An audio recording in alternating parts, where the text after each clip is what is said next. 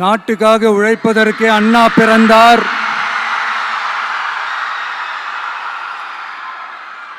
பொது நலத்தில் தானே நாள் முழுக்க கண்ணா இருந்தார் அப்படின்ட்டு எம்ஜிஆர் அவர்கள் ஒரு பாட்டு ஒன்று பாடியிருக்கிறாங்க, கேட்டிருப்பீங்க. அப்படிப்பட்ட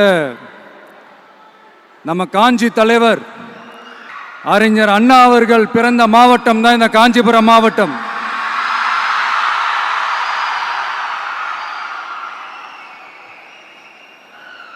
தன்னுடைய வழிகாட்டின்றதுனாலேயே தான் ஆரம்பிச்ச கட்சியினுடைய கொடியில அறிஞர் அண்ணா அவர்களை வச்சவர் எம்ஜிஆர்.